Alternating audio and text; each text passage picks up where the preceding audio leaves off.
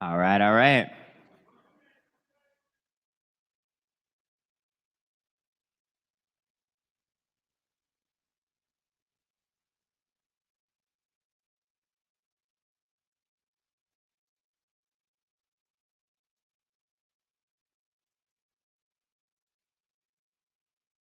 All right, I'm gonna get started with a short description of the subject matter we're gonna discuss in this panel today.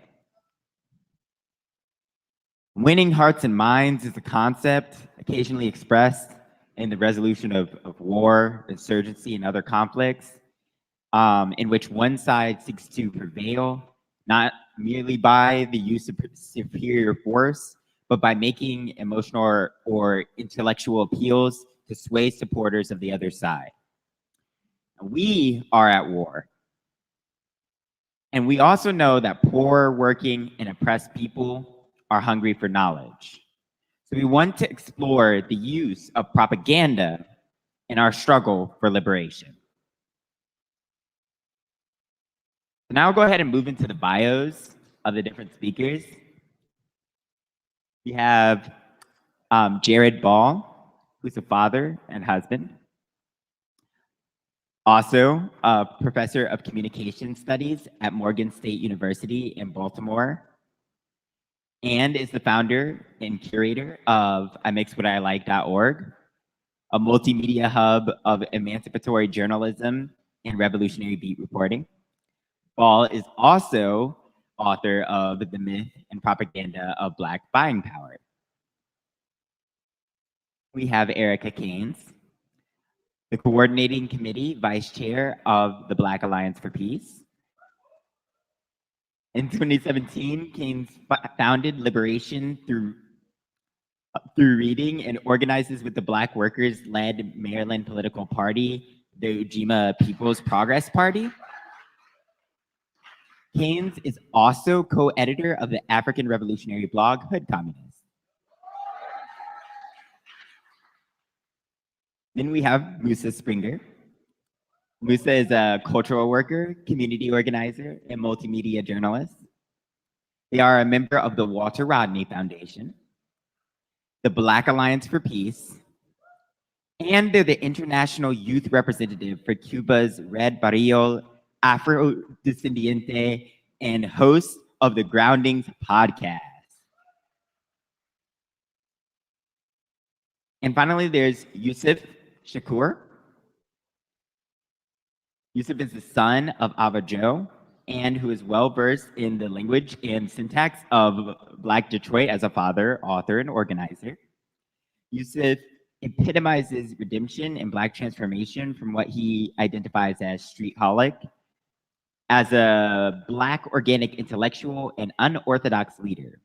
He has demonstrated his commitment to the revolutionary principles of racial and social justice to enhance the lives of Black people and other oppressed people through his works of restoring the neighbor back to the hood, as the director of the Mama Akua Community House and a member of Community Movement Builders. He is working towards earning his PhD from Union Institute and the university with a focus in public policy and social change. All right. Let me hit y'all with some questions. Historically, communications and media is an indispensable part of the liberation struggle. What kind of lessons can you share from that history? Go ahead, y'all. Whoever wants to go first. Well, first I wanted to ask, are we gonna do like our intros or like 5 minutes? Oh yeah, you guys can do. Yeah, I'm sorry. Okay, well then I'll start since I raised it. Okay. Hi, Africans, peace. My name is Erica Keynes. As they mentioned, I'm here. I guess I was asked to do this because I am co-editor of Hood Communist. I do want to note that today, like this weekend, I do want to thank Community Movement Builders because this is the first time that editors have been in the same space. Our blog will be 4 years next in August.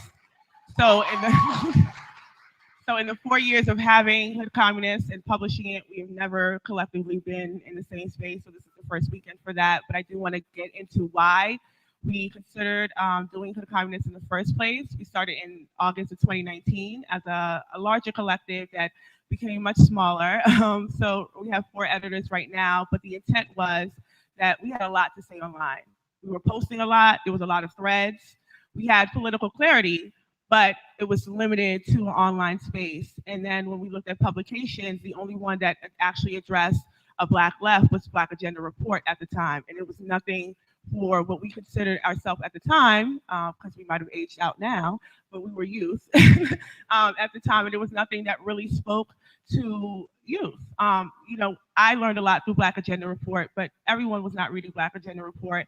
And then people were finding them, we were noticing that people were going to like Jacobin and those type of white left spaces to get analysis that does not mention Africa, does not talk about Haiti, does not talk about Pan-Africanism, or if they do, they skew it in a way that makes it a negative connotation or a negative ideology or reactionary. They didn't really speak to those things. So we collectively decided to launch something that would actually speak to these issues. And then the other thing is we're not just individuals coming together. We are part of political projects. We are each part of organizations. So I think that that makes it a little bit different as a project and as an institution, because we're not only just, you know, clarifying what's happening around the world from an African revolutionary perspective, but we are also pushing our organizational lines. We are also pushing what we believe in ideologically.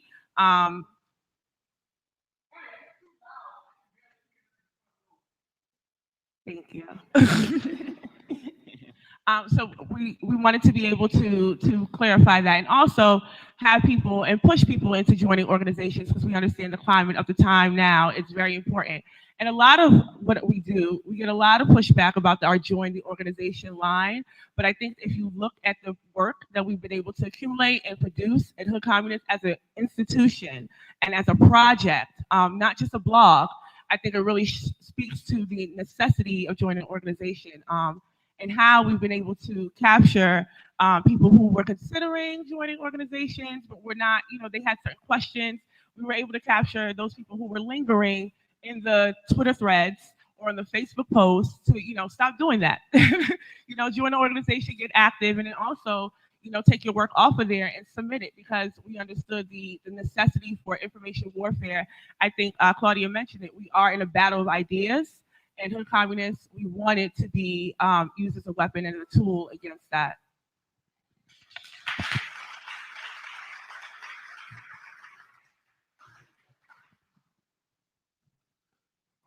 I'm from Detroit, so we say, "What up, though?"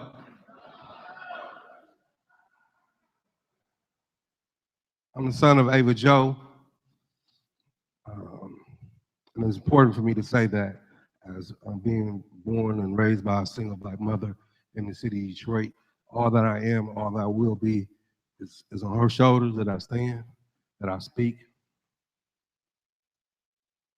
To be a part of this panel around propaganda, I thought about the quote that where Huey P. Newton says, "Power is the ability to take phenomena and make it act in the desired manner." To take phenomena and make it act in the desired manner. I'm not a journalist per se, but as folks talked about cadre development, when you're in a cadre development, the goal is to be multi-purpose, to be trained to be able to meet whatever is necessary. And so for me, propaganda comes out of the work that I do through community movement builders, taking an abandoned house on the street I grew up on and transform that house into a community center, running and operating an annual backpack, which will be our 18th year this year, with people who may not be able to pronounce my name, but they talk about the backpack event because it reaches them, it connects them where they're at, creating opportunities for them to be connected and plugging in. Propaganda is the ability to change people's minds, but the ability to change people's minds that we have to be where they're at. But understanding that when we talk about political education has to come out of politicizing ourselves. So I just didn't come out of anywhere. As I mentioned, I come from my parents.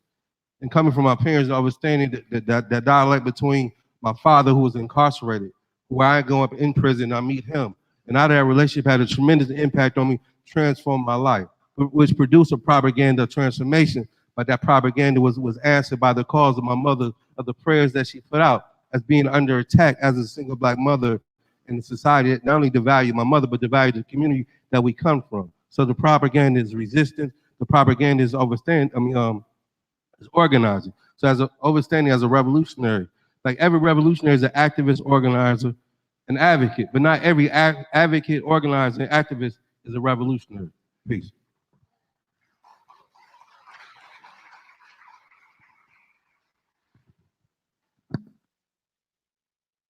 Peace, y'all. Can you hear me? Bismillahir Rahmanir Rahim. Assalamu alaikum wa rahmatullahi wa barakatuh. I'm not gonna lie, I kind of struggled thinking about what to talk about for this panel because propaganda is ubiquitous. It's infected every single fiber, moment, and second of our lives at this point because of the capitalist system we live under. But in all my years of journalism, one story that taught me the most about propaganda relates to Comrade Walter Rodney.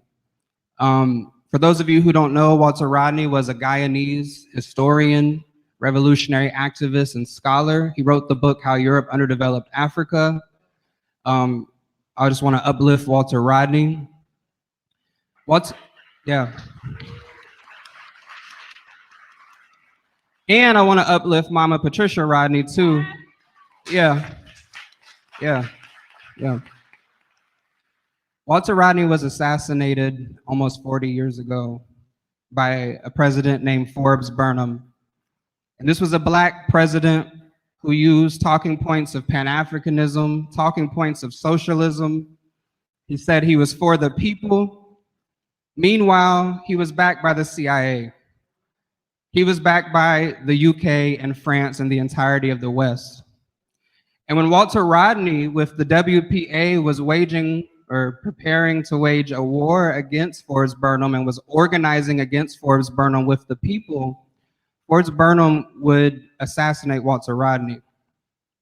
But the detail about propaganda is that Walter Rodney was killed by an explosion in a car in a walkie-talkie that was handed to him.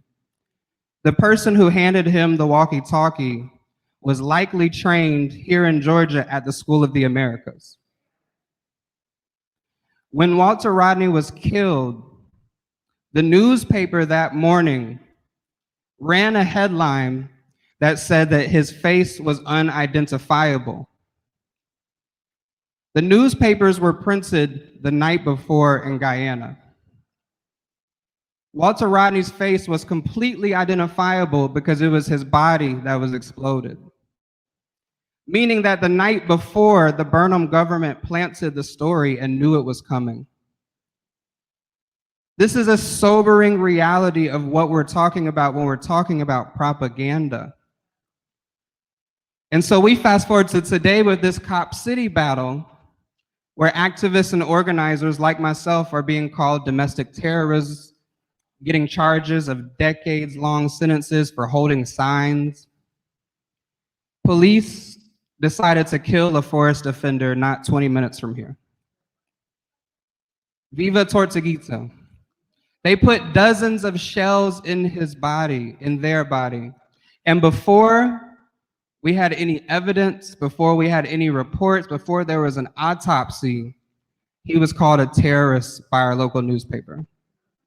And then that terrorism moniker translated to 45 other activists being called terrorists, and then media at a local and national level running with that. And now all of us in Atlanta fighting against Cop City are terrorists.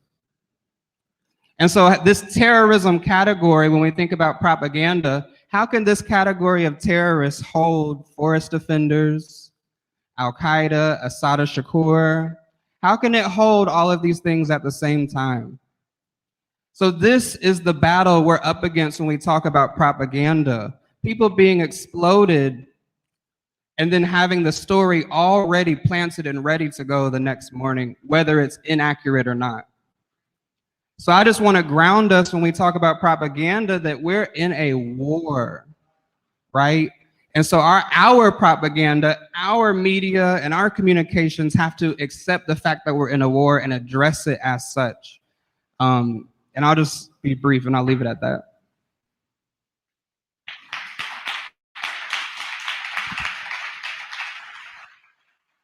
Peace, everybody.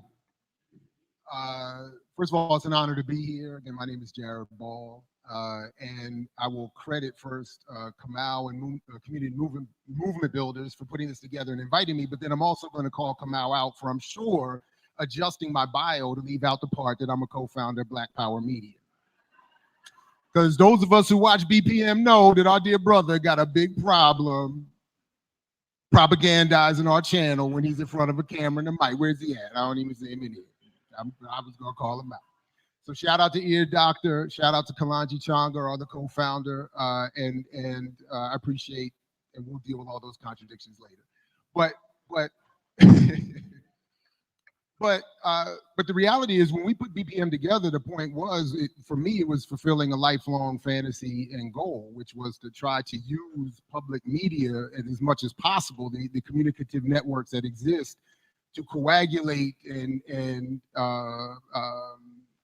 accumulate more of us into one space, to create a new Black radical public sphere, to try to get more of us in dialogue with one another, connected to grassroots organizations, to perform the act of what was described once upon a time as emancipatory journalism. And shortly, the short purpose of emancipatory journalism is to have people involved in radical revolutionary anti-colonial struggle produce the media that they want to build their organizations and promote their causes among their own people. I came into contact, I always like to tell this story to give another shout out. I came into contact with emancipatory journalism as a concept because I had gotten in trouble at the University of Maryland School of Journalism for being, as they were calling me out in the classroom, an overt Pan-Africanist and socialist, which is why I thought it was very interesting, on a somewhat selfish note, to see many years later the Guardian magazine newspaper finally admit that the British were targeting Kwame Ture specifically because he was trying to connect the Black Power movement here with the African struggles internationally on the basis of Pan-Africanism and scientific socialism. I get into trouble. I get excommunicated into this corner office to finish out my grad studies, and I'm in contact with my dear brother, Dr. Todd Stephen Burroughs, who got me there. And I'm telling him, jokingly, lovingly, I left this beautiful intellectual space at the Africana Studies and Research Center at Cornell University under the tutelage of its then founding director, Dr. James Turner, the greatest 2 years of intellectual experience of my life, to come to this PhD program where everything is, as Jimi Hendrix said, if 6 was 9, it was entirely upside down, entirely backwards. The course of study, the focus, the politics. But the beauty of it all, and I will again give Dr. Burroughs credit for this, is that the beauty of that part if there is any to be found in it, is that it gave me a chance to sit quietly, and literally sit quietly, exiled in the corner office, and begin to really seriously more study what those in power have been saying in their documents for hundreds of years about the role of media propaganda in their imperial colonial processes. And it did give me a new appreciation for what those in power see as their purpose for the construction of the euphemisms we still are confused by, like entertainment, advertising, branding, marketing, social media, mass communication, psychological warfare, worldview warfare, information warfare. All of these are euphemisms for the same exact project, and they're only used in different places: public relations, strategic communication, when certain points need to be made or certain audiences need to be addressed. This is why when Brother Yusuf says when he made this reference to Huey, I remember one of the quotes that inspired me most from Huey was when Huey said he studied law to become a better burglar. And I was like, that's how I'm gonna study this right here. I want to study how they put all this together and the billions of dollars they put into the study of psychology, sociology, philosophy, not so they can enlighten themselves, so they can know how to manipulate everybody else, starting with their own populations. Europeans have been propagandized into a false concept of themselves before they even saw the rest of the world. Charles Mills talked about that white folks created a consensual hallucination they could no longer even use to interpret their own reality. Then they come over and see the rest of this beautiful black and brown spice-filled world.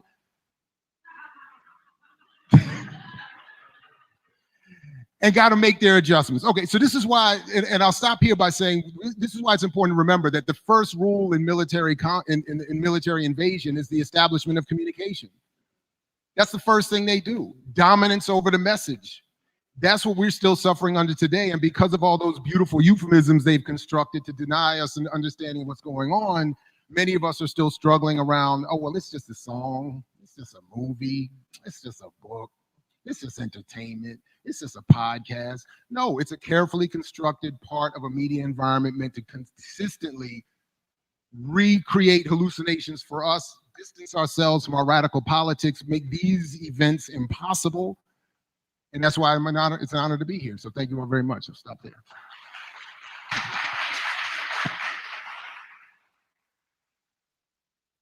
Okay, now I'll hit y'all with some questions. Okay, so historically, communications and media has been an indispensable part of the liberation struggle. So what kind of lessons can y'all share from that history? I think dealing with present day is more important. And that present day is that phenomenon of Twitter, that phenomenon of social media. Many of us are in contact, friends, comment, like, whatnot. And then an opportunity like here is to see each other, to put a face to that. Jared and myself have just recently had an opportunity to have a conversation around Dear Mama. Him and I've been in multiple spaces together. And kind of went left in terms of like not necessarily knowing each other, but having an opportunity to come here and talk face to face and get an understanding. So when we talk about communication, as we talk about being able to make a something act in a design manner, how are we making this phenomenon of social media work in our interest? And but while overstanding it's a very vulnerable place because we don't own it, we don't control it. So in that vulnerability, it's the ability to look at ourselves and be able to be open and honest. Because being open and honest also, because we talk about COINTELPRO, but we don't talk about the role that we played. I repeat, we don't talk about the role that we played.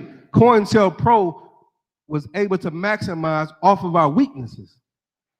Our weaknesses created the opportunity for what they describe a split between the East Coast and West Coast. But in reality, if you talk to folks, it was really an ideological dynamic there. And we continue to function in this either or.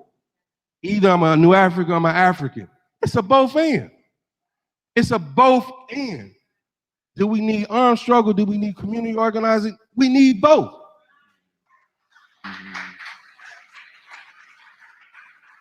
That is what the transformation and the communication that has to happen and how we see our struggle. But more importantly, in communicating, how do we communicate with each other? On the previous panels, the word value has continued to come up. And we have not necessarily got into and concretely defining and talking about what that looks like. And I would like to contextualize, many of us talk about an organizing space, or just in general, like I'm trying to unite with like-minded people. In my opinion, I think that's bullshit. I repeat, in my opinion, I think that's bullshit. The reason I say this, I think it's bullshit, because you can like me today. You can like what I say. You can like that I have a shirt that says I'm a decent human, but tomorrow I could have on a different shirt and say some shit that you may not like.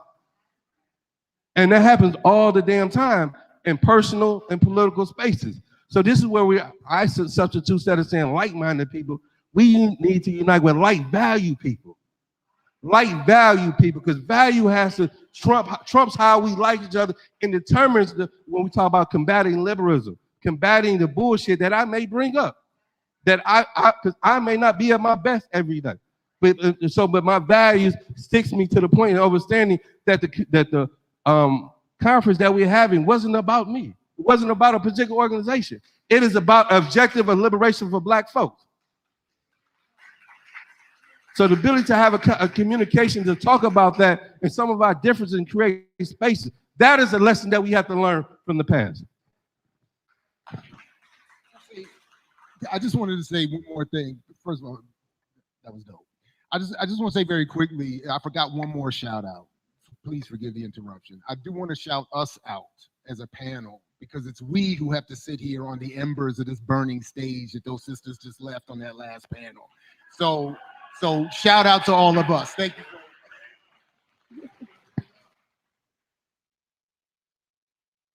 Yeah, you know, the question of what are some historical examples of communications and media being liberatory, it's really difficult because right now we live under a very captured media system. We don't, like Brother Yusuf said, we don't own anything, right? We don't collectively own a social media. We have maybe a few small blogs, channels, and these things which we use to our maximum ability, but we're still operating under captured territory, right? We don't live in an era like Brother Salifu said yesterday, the youth don't read anymore. And that might be a controversial statement, but it's a true statement, right? I helped raise a 5 and a 14-year-old. And if I were to ever try to sit down and read an article with them, which I do often, they can't get past the first 2 paragraphs. So we don't live in an era where a newspaper is going to reach the masses in the same way it used to. But I want us to think about communications as something more than just information on a piece of paper. Think about Cuba and their literacy campaigns. One of the very first things they did after the revolution was literacy campaigns. They went to the rural areas, to the blackest parts of the island, to the parts of the island where people had historically been denied a college education, the people who had been working on plantations for decades, if not centuries. And the very first thing the revolution did after securing their socialist state was literacy. They turned the country from a 40% literacy rate to a 98% literacy rate under 10 years. So we can talk about our media and be inside of our bubbles, and we can write articles. I'm a journalist, I do all of those things, but we also have to take into account the reality that we are reaching a people who are getting the majority of their information from 60-second TikTok videos. I don't think you understand that the very mechanism of video becoming our dominant mode of communication now has harmed us politically when it comes to education. So I don't know what a mass literacy campaign looks like, but I know I'm in a room with a lot of people who can figure this shit out. And I'm down to help. We need our own literacy campaign. Not only can the youth not read very well and they don't have media literacy.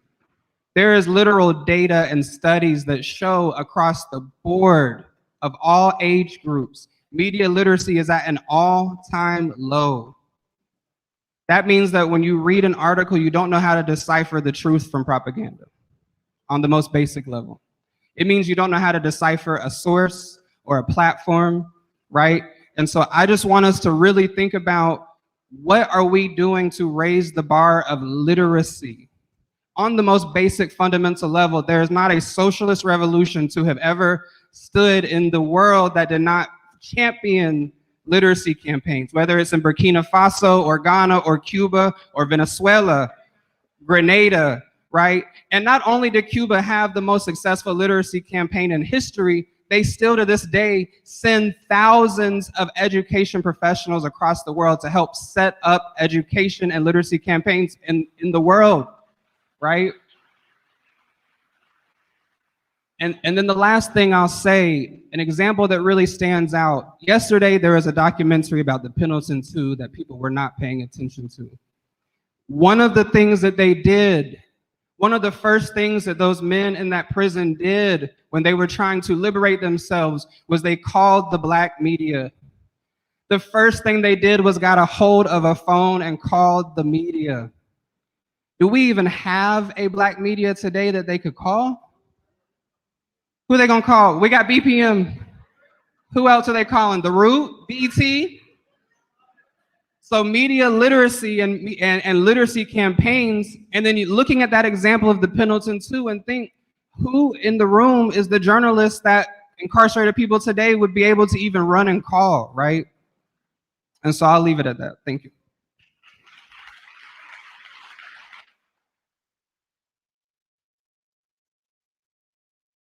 Yeah, I was gonna let the question ride, but I think listening to y'all, I think it really comes down to a question of like political power. So I think it's, I'm not gonna say irony because you got me shook about irony, but but it is a coincidence that my interjection into thinking about media on colonial terms has come through Dr. Ball in his book that I always praise. It's what I like, because it really does speak to the colonial capture of our media spaces and how that has developed.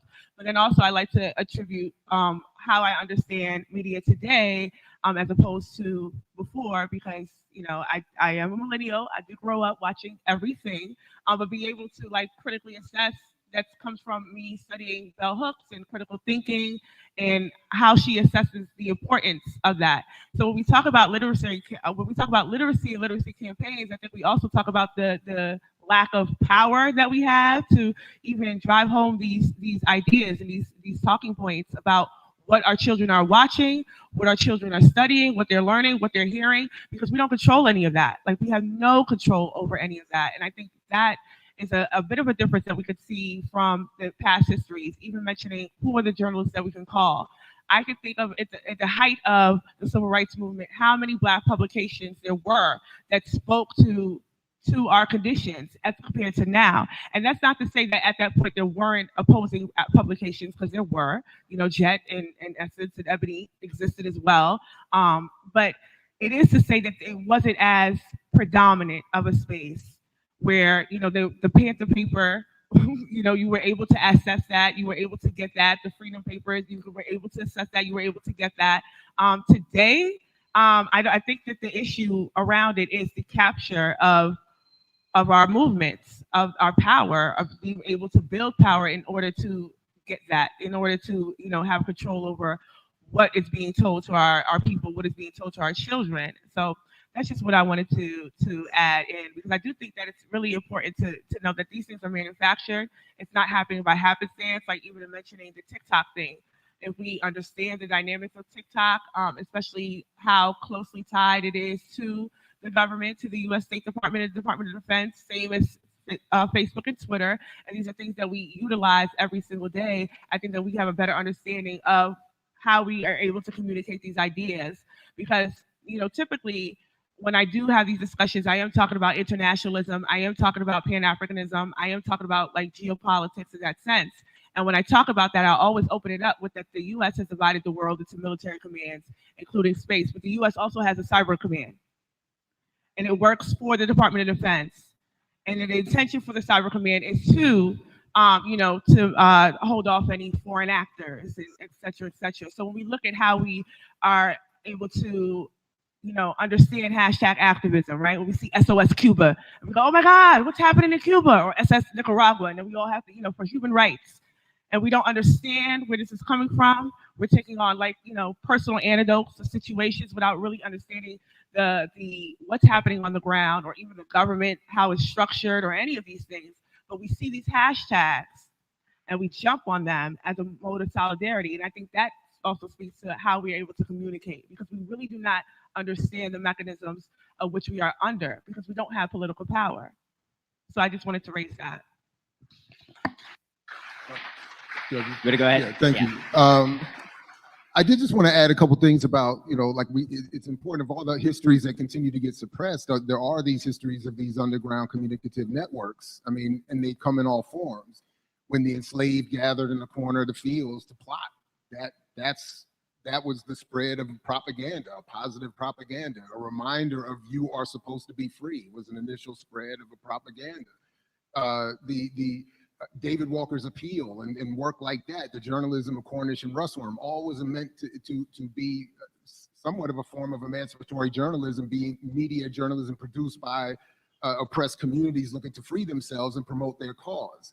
One of my favorite examples, of course, is Robert and Mabel Williams and their Radio Free Dixie. And because I live near the National Archives, every once in a while I get asked to do these little interesting research projects for people in other parts of the world. And one of them was when the Abolitionist Law Center, shout out to them, asked me if I could go down there and I think it was them. I'll shout them out anyway. But I went down there, and on tape, you can hear FBI attempted recordings of those broadcasts. Now, they're horrible, but you can hear them. You can hear Robert, you can hear Mabel, you can hear them saying, broadcasting and spreading that propaganda, that positive propaganda that the state was so terrified of. And that's why they sent agents to I think they even like trying to be offshore in little boats, trying to intercept the radio waves. And I'm connecting that to and I'll just summarize it here. And I tell this all the time, in the Freedom Archives version of Robert and Mabel Williams' story, they talk about how one of the generals working with Ho Chi Minh told them that what led the Vietnamese to invade the cities and engage in what was called the Tet Offensive was them reading and listening to broadcasts from Robert and Mabel about urban guerrilla warfare and the importance of armed struggle and taking it to the oppressor. Now, I've never really personally cared if that was a nice thing they were just saying to Robert and Mabel who were visiting, or if it was real, but it was inspiring. And I've always thought of that in terms of whenever we produce media or content, even if it doesn't reach the masses, it doesn't always have to. It needs to reach certain pockets of already organized people who will take that and do something more inspirational with it. Finally, I'll end by saying that the state understands the power of all of this. So when Robert and Mabel's story was told by PBS, they took that out. And and this is not to diss her, it's to just put into context the situation they were in. Mabel, before she passed, it was on my show. And shout out to PFW in DC. And she came through and she said, don't share that story. We can't tell that story because I'm connected to this project and we're trying to make better use of that project, which I'll wrap here by saying it puts us in this, we're always in this trick bag. How much truth can we tell? Where can we tell it? And what do we think is the efficacy of it? And I don't like that those who are our enemies get to determine too much of all of that. So it is incumbent upon all of us to do the kind of work that will make Mabel's, that situation she found herself in, impossible. It's not on her, it's on us to produce a space for them to have to go to tell the truth to their own communities. We have to do that. It won't be done by anybody else. Thank you.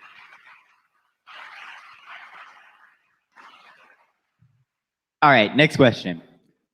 What needs to be done to effectively fight and win in this landscape of psychological warfare?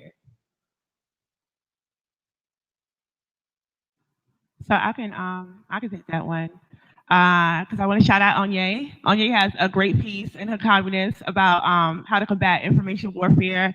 It was written at the height of the proxy war in Ukraine that's happening now, and it was about really how do we deal with in an organizational fashion. How do we deal with that sort of propaganda, right? And I think it's very important to note that propaganda is a neutral term.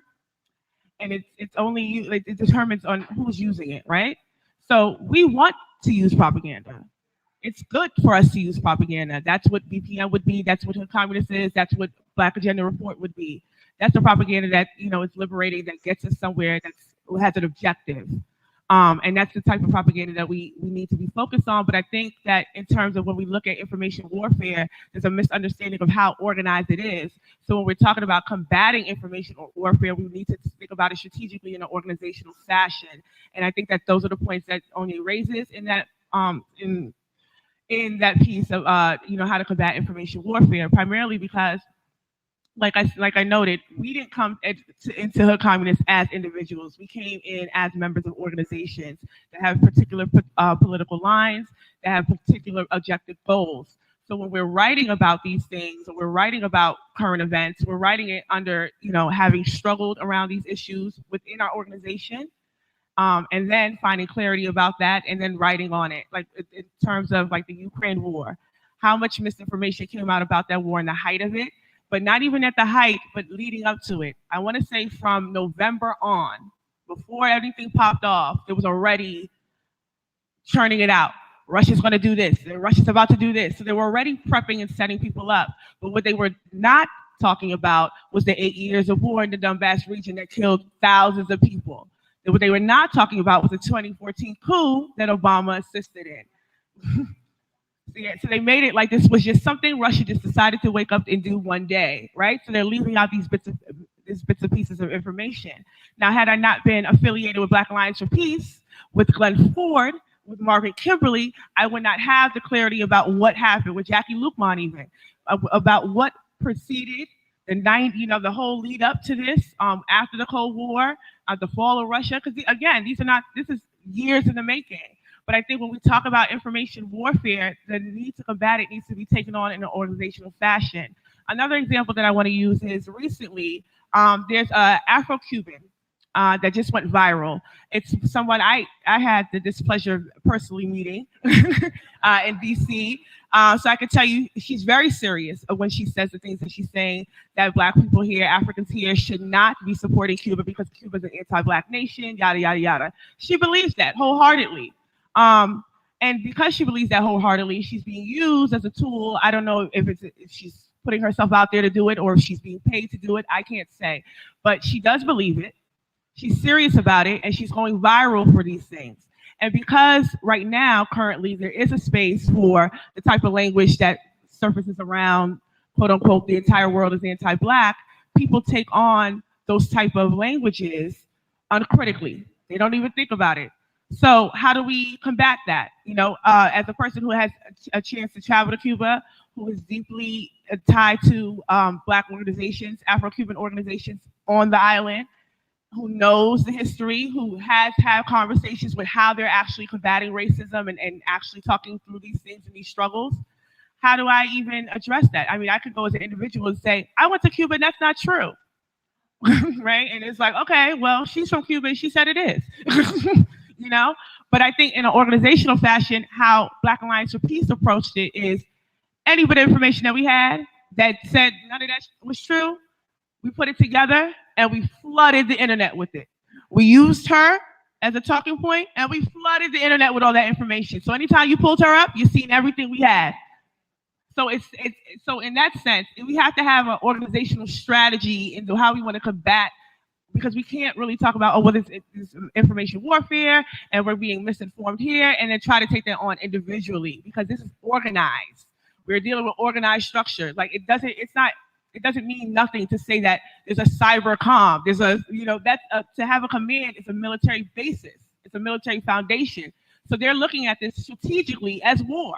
And we need to be looking at it strategically to combat it as the same. So we need to be using propaganda as a tool against information warfare. And we need to be doing that organizationally.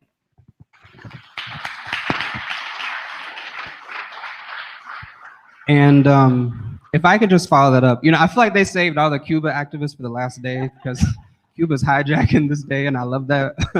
One of the things I learned from my comrades in the Red Barrial Afrodescendiente is that when you think about race and gender and sexuality, Cuba had 400 years of colonization and slavery and 60 years of revolution, right? So one, we shouldn't expect things to just fall apart, these social institutions to fall apart the day after revolution. But second, us Africans in the US have had 400 years of revolutionary organizing, but 20 years of the internet. And to put it in that perspective, that means that prior to just a few decades ago, the internet was not even a factor, but now our movement is on webinars and Zoom calls. And so perhaps the question of what do we do is that all of our organizations need to develop a digital ethics, a digital code of conduct, digital discipline parameters and principles. Perhaps we don't need to be as individuals on these platforms. Perhaps the only presence that needs to be on these platforms is the organizations themselves. We have to put that on the table, right? I think that if we can understand the sheer magnitude of the propaganda machine that is the internet and the amount of money invested by the CIA and FBI and other alphabet boys into the internet and these internet platforms, we might understand the reason why we perhaps need to remove ourselves from that. We get locked in a bubble and forget that only about 20% of US-aged adults are on Twitter. The working class masses and poor people and homeless people, et cetera, are not by and large the predominant people on many of these platforms. And lastly, I want us to think about this concept of an algorithmic bubble. I'm in the barbershop, at the gym, I'm a personal trainer, I'm at the gym 6-7 days a week. I'm talking to people who are telling me that Black people are the original Indians and the original natives here.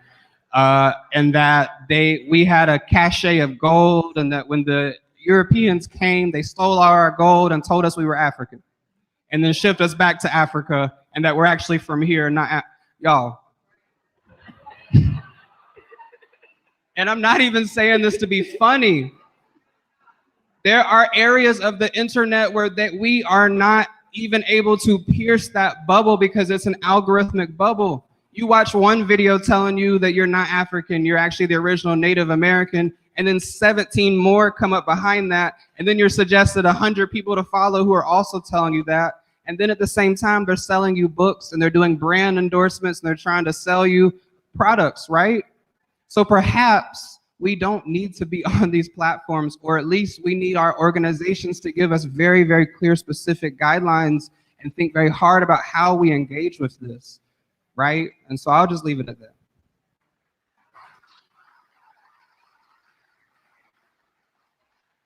Yeah, like to piggyback on that point. As the panel before us talked about discipline and cadre development, and I think that is essential to how we combat this psychological warfare. And the psychological warfare is something that's internalized within us that comes out in different formats. So we don't have the discipline, which comes out, again, we say the word cadre, but not overstanding. That is a training, the training takes place where the discipline can emerge, where the thought process, what the struggle is, and what to say. So, you know, as we talked about earlier, like this phenomenon of social media, where we think that we're controlling it, it's actually controlling us. Like some of us, first thing we wake up, before we kiss our partner, we look on social media. You know, before we tell our partners something, we tell it on social media. I mean, the most sincere and significant things in our lives. You're like, oh, I didn't know your mama passed. Well, you didn't see it on Facebook, as if that was the protocol. I mean, this is part of that psychological warfare where it's determining and defining how we operate with each other, but also understanding that our lives are intersecting in this country, in this system. Doesn't mean that we voluntarily do this, but the reality of it is that double consciousness that W.E. Du Bois talked about. It is within that framework of a cadre training that we can combat that. And that combating that is something that has to happen every day of our lives. And it has to produce the type of transformation. I'm gonna keep saying the word transformation.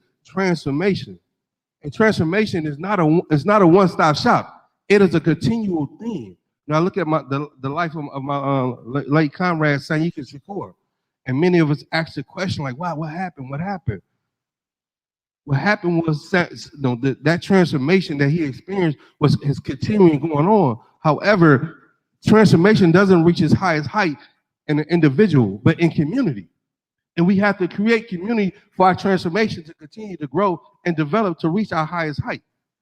And that understanding comes out of us challenging and critically having conversation. And where, again, we all don't have to rock the same ideology, but we rock on some principles and values.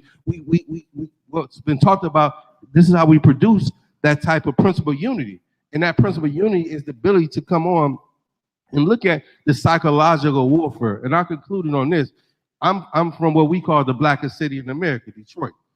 And when Kwame Kilpatrick was taken down as the last black mayor, you have folks young, middle, and old saying, let's give this white guy a chance. In the blackest city in America, that was psychological warfare at its height. And a lot of that is also because what we do as a double conscious. I lost my nephew on May 2nd, who was 21 years old, right? And folks were trying to take advantage of our pain, was saying, well, do you want this guy incarcerated? We definitely want to address that situation, but is incarceration the answer to that situation? In my political beliefs, no, it's not. But the human in me probably will say incarceration, right? That's the contradiction. That's part of that psychological, or we talking about class suicide. How do we create space for us in community and our organization to address that? Because there's those of us who flip to the other side because that humanness comes out and we become emotional. We're no longer political.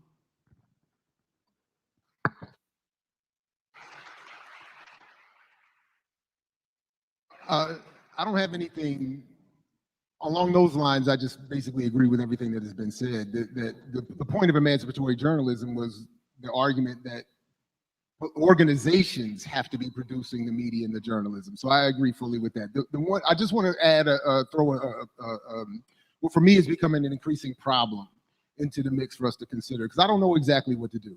So I'll just be plain about that. I don't know exactly what to do. I think when I used to try to argue, going back to the previous question, that the mixtape being the original, as Angela Ard said, credit to her for this, the original mass medium of hip hop, that without that unsanctioned media space, hip hop as we know it would not have emerged, and maybe that's a good thing because hip hop as we know it should not have emerged, but that's a whole other discussion. But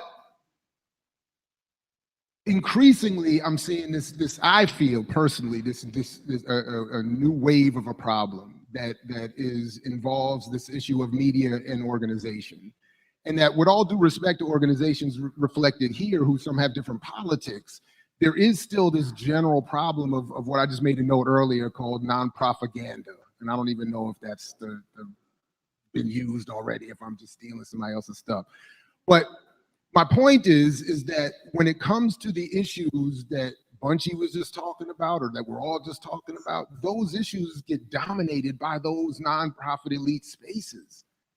And then they use the stories of Black pain and struggle to reaffirm and deflect and preempt criticism, then get the bag and get the platform to then give an ignoble, anti-radical solution.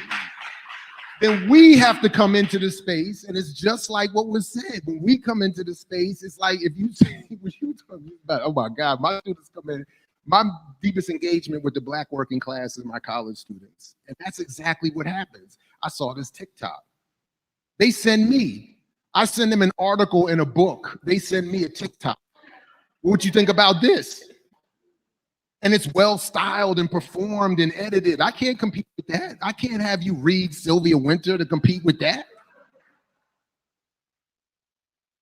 But worse than that is that when they come into the classroom and they say, I want to talk about police violence, and I want to talk about, Dr. Ball, when you say anti-colonialism, I heard such and such say that they're the rightful voice of an anti-colonial, anti-police struggle. So what are you talking about? Because when you talk about it, it sounds less well edited, less well performed. You're not on the platforms that I'm looking at. So you can't possibly be an accurate or adequate representation of a response that I'm looking for, or an answer to a question that I'm asking. And I literally had a student tell me last semester, I don't even need your class on public opinion or persuasion because I have TikTok and Twitter. She was not joking. And all I could say to her to start a conversation, which didn't frankly go well, was that what you are saying is exactly why we have this class. Now see if you hold that opinion in 16 weeks. But she dropped. I never saw her again. And then she went back to TikTok and this and that more famous group and whatever, speaking about the issues we've all gathered here to speak about. So again, I'll just end with what has already been said. We have to be better organized in projecting our message and getting it to the people that we need to reach so that they will come and work with us, and then those messages need to make us work better. I love this idea about, I forgot how you said it, a digital ethics. Oh, time, my bad, time. Okay, well, we need a digital ethics, my bad. Thank you for the help, sorry about that. We're gonna go ahead and move on to just audience questions. So if anyone has questions for any of the panelists, go ahead. Could we stack the questions? Could we take like 3 questions at a time? Yeah, like I guess like people can line up like they did in the previous panels.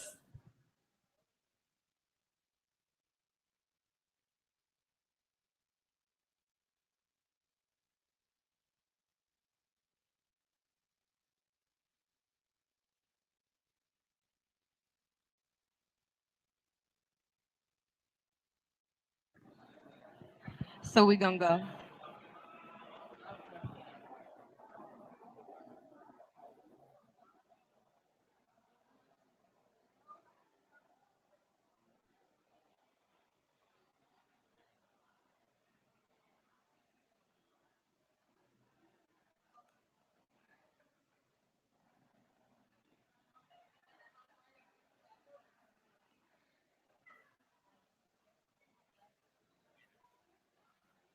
So I'm gonna ask my question. Are y'all listening? Everybody Okay. needs to be able to hear the question. I don't care if y'all listening. I just want to know if they can hear me. Excuse me. Can we get everybody's attention from the back to the front? We've been talking about discipline all weekend. Can we get a little bit of discipline and let the mics? Thank you.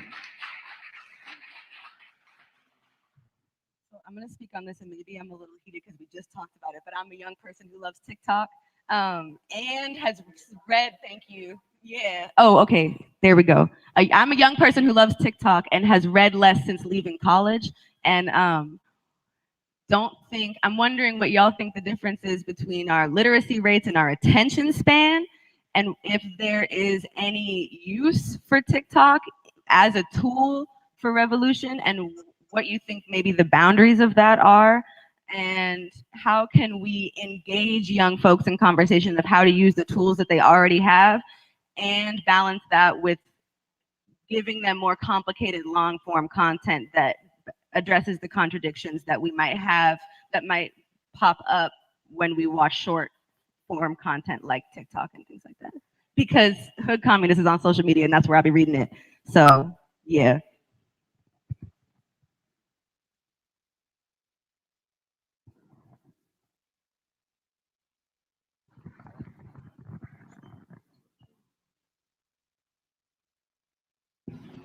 Hello? Okay. Good afternoon. My name is Matt Thompson from Brooklyn, New York. Thank you for being here. So my question is, in this conversation about propaganda, it makes me think generally about the really harmful narratives that have been perpetuated against Black people since the inception of this country, honestly, and even before that, and specifically about the harmful narratives perpetuated against Black men and boys, and the topic of Black male studies, and the struggle to dismantle these popular myths against Black men and boys. So, you know, I feel that this is a serious topic that needs to be engaged in our liberation discourse. And I was wondering if any of you had thoughts on, well, general thoughts, but also some of thoughts on the maybe challenges and potentialities for having this conversation, this topic wrapped into our liberatory discourse.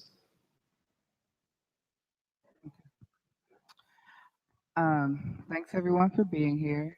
I wanted to ask kind of what you think about the balance of, and I know there can't be like a final answer, but you know, having to be in these spaces like people kind of spoke to, if we completely, you know, are removed from where people are getting media, then we, you know, lose more reach or lose more access.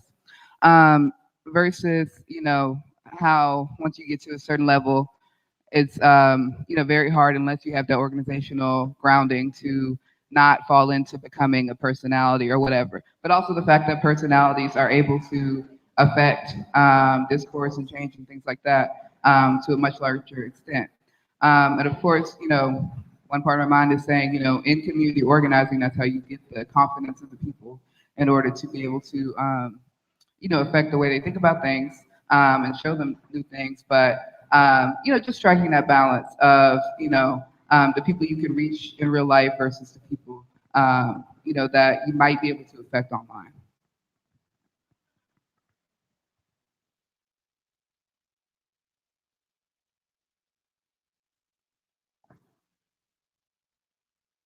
Yeah, these are three great questions. I think Brother Jihad said something on his panel that people didn't take account of. He said the best way to expose contradictions is your practice. And I think that's very profound when we talk about propaganda, because the level of sophisticated propaganda we're up against, sophisticated. Black Panther, the movie, the Marvel movie by Disney, was like a multi-billion-dollar production, right? And so we in this room can't compete with a budget like that, but what we do have is a practice. We have people in the room who serve people meals. We have people who have health clinics. And so we might be facing an attention deficit. We might be facing a TikTok generation who aren't reading. But despite that, we also are organizers, and we can point to very specific work that is affecting people's lives that can expose the contradictions of propaganda. And so I want to say that first is lean on your practice. The internet is going to be the internet, but your work and your material practice is what at the end of the day will always draw people. We don't want people drawn to our organizations because they saw a tweet that got 5,000 retweets, or they saw a popular TikTok. I don't want that. I'll speak for myself, because half the time those people are in our organizations for a few months and they're out. When the work gets unsexy and it's not getting popular and retweets, they leave. And so I want to say that to the point about the sister who said, you know, since leaving college, you're on TikTok more and you're not reading as much. I can't see you in the crowd, but imagine. All right, there we go. Sorry. You know, I think that no one ever in the history of revolutionaries ever claimed study is easy.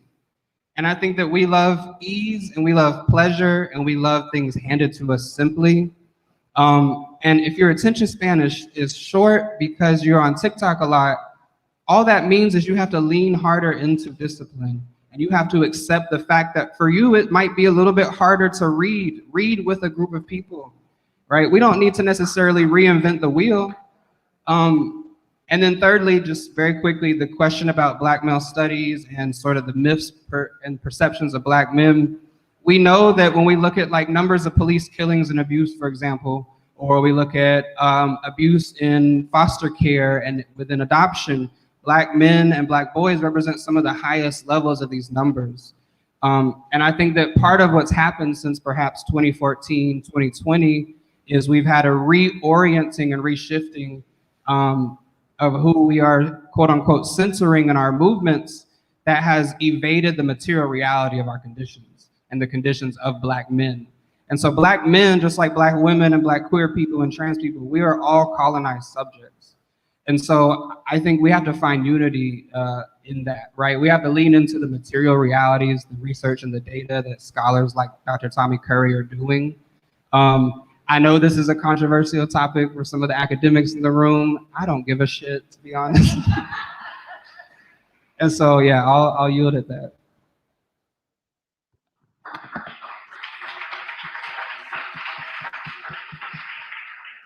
So I'll take a stab at the question related to Black male studies. I'm currently working on my PhD, writing my dissertation. When you may see me in the back, I'm working on my proposal now.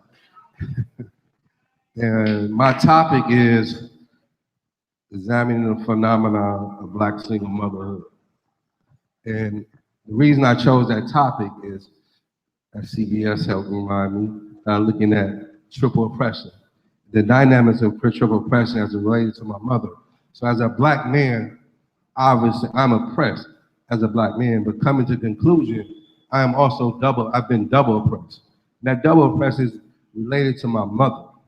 When I came to this world, I came in the oppression that she experienced for being Black, a woman, and single, right? And how those racial stigmas and what Patricia Hill Collins calls controlling images have governed and determined how I operate. Does that, by recognizing that through my mother, does that deteriorate me even more? Absolutely not. What that does is it liberates me more, because it helps me understand, when we talk about the numbers that you're talking about, the killing of Black men and Black boys, the devaluing of Black men and Black boys starts with the devaluing of Black women. If you don't value the mothers and the women, how can you devalue the sons that they produce? So understanding the intersection of our struggles, the intersection of our oppression, not to create gender Olympics, gender dynamics, but understanding that we're oppressed separately, but we're also oppressed uniquely together as well.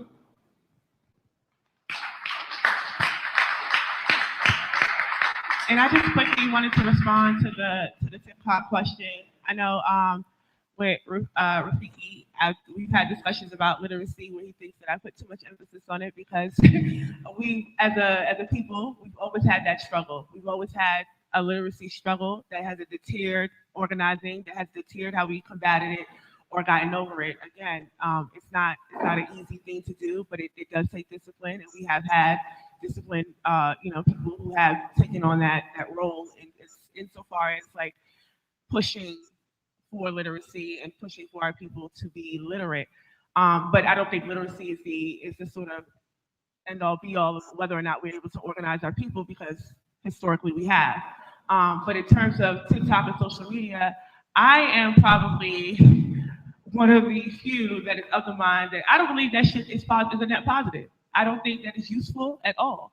I've seen the way that it has worked. I've been on Twitter until they pushed me the hell off for many years. So I've been able to see lots of people come and go out of these movement spaces. I've been able to see how the rhetoric has ebbed and flowed. I've been able to track it from Tumblr even, like how people have come into these ideas, especially around Black feminism, because when I talk about it around Black feminism, and I talk about Tumblr specifically in these online spaces, it was grad students bringing what they were learning onto these spaces, but bringing them in a very limited point of view, bringing exactly what they were learning. So we would talk about a Claudia Jones, we would talk about an Audre Lorde, but without the internationalism, without the anti-imperialism. So we were only getting sections and sections of information. And what TikTok is similar. Now it's like, well, you can't make those long threads of things that, there's no sources cited.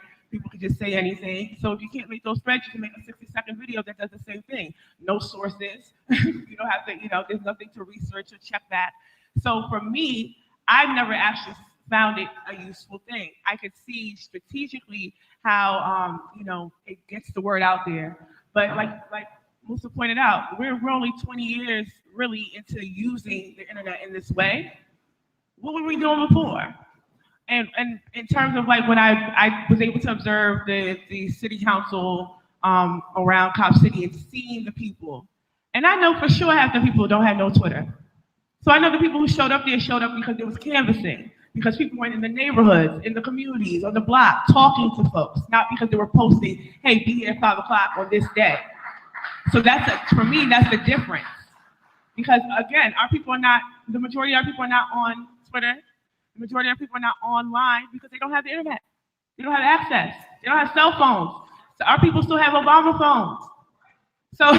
So when we're talking about reaching the masses of our people through these mediums, of who are we trying to reach? And then we talk about how the youth is being captured, tactically by the state using these mediums. We really have to reassess the usefulness of it. So I never really, especially at this point in my organizing and then being able to be in these spaces where you get to see people face to face and have conversations that are antagonistic as hell online. And then you meet people and it's not that, we're not giving that. That's not the vibe we're giving. We can actually sit and have a conversation. Like we can actually sit and discuss Black male studies in a way that's not like abolish all the Black men or, it is a way to discuss things that happens interpersonally that does not happen online. Because one, you never really know who you're talking to. And you never know the intention behind it because people bait you into conversations to diminish not only the work, but the organizations and what you're trying to accomplish. So I'm not really of the mind, especially seeing how the TikTok was used, like seeing TikTok users being invited into the White House, right? They're getting paid now by the State Department. So what does that say? Where that's the funnel, the avenue to which our youth is getting everything through influencers who have no political backing, no political foundation, no organizational skill, but they're being paid to repeat state lines. Like, I don't know if folks remember the Black girl on TikTok that was rolling her neck, talking about Putin and all that. And where's she now? Where is she? But she was the decisive measure. She was who my nieces and nephews would say, well, that's the type of news we want because she's real. She's talking to us like us. She's rolling her neck and she's doing all of that. And they are receptive to that because that's how we talk. That's how our community talks. But what does it mean if she ain't saying nothing? And we're still taking it in. So I'm of the mind that I don't really believe that these things are useful. I don't think they're net positive. I think they have done more detrimental work to our movements and our organizing, especially post 2020. I think we're now coming out of all of the mess that was done online in that span of time, and now looking back and reassessing and trying to, have some discipline about how do we move forward. But I don't think that it's useful, and I think we need to really start to pull back and get back outside. 60 seconds, please. Okay. Just quickly, it's not speculation. The data, it's empirically clear. The material inequality has worsened since the rise of the internet. So the idea that it can be some revolutionary force is just false. It is also itself military technology. So it would be as if telling people to use TikTok to create a revolution would be like telling us in this room to go to Norfolk, Virginia and commandeer an aircraft carrier and start the revolution that way. It would have as much realism and effect as anyway. I'll just stop.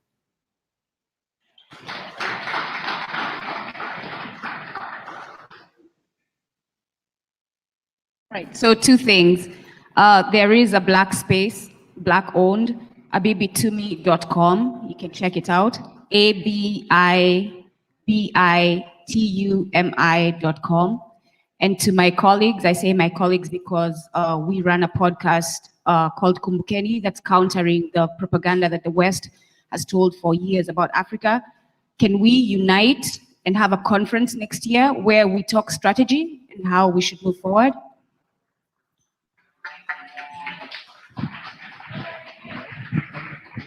All right. We're gonna go ahead and close out since we've got to kind of wrap this up. Thank you to all of the panelists. I think that this has been a really robust and in-depth conversation about the role of some of these new technologies.